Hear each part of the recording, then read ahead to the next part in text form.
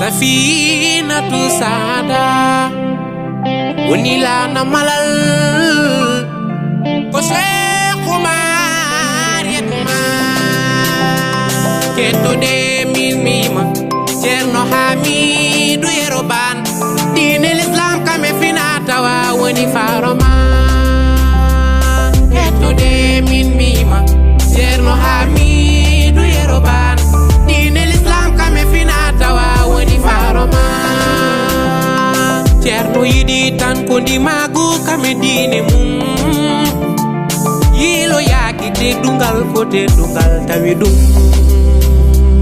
kettude min mima Ceerno haamiidu yero baan diine l'islam kame finata wa woni faroma Ceerno wi mi dedden jinnaɓe ma laaɓa njulande wa Allah kettude min mima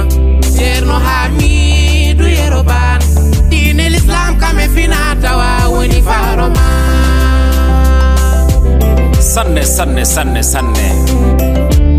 Ceerno haamiidu yero baan ko gena tottuma teddungal ɓam an woni bata bate tan bata bate baban bata bate yeeli heewi jibdere koye ceeɓi num so ha yori watta yuude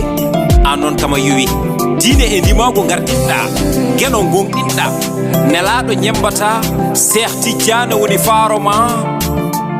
yidde Cheikh Oumar al Foutiyu koko selli e ɓernde ma ha safinatu sadat woni faroma Ceerno Basiru Muntaga ɗa ha Cheikh Oumar al Foutiyu woni darogal ma jalɗidde diine e fina tawa woni goƴama moƴƴo kuno mo moƴƴere mum julɓe kaali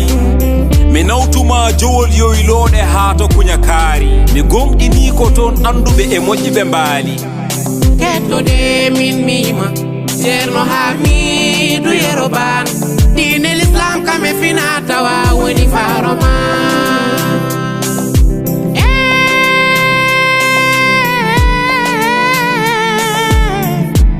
Ceerno haamiidu baan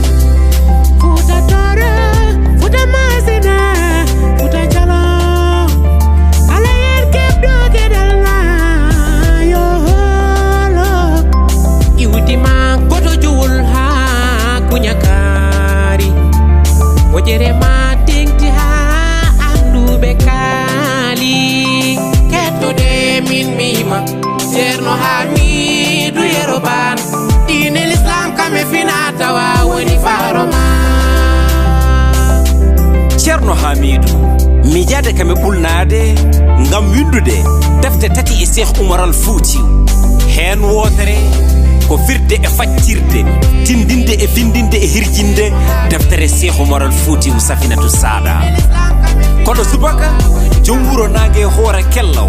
kodda adama ayse eliman siré samba demba ali moutar ɓuttolataale joom hoore mawde nde rondaki mbandu ñaama e kurus nana e taltali sallikiɗo fudre juɗɗum feññangue darde mum tengtini kettude min mima Ceerno haamiidu yero baan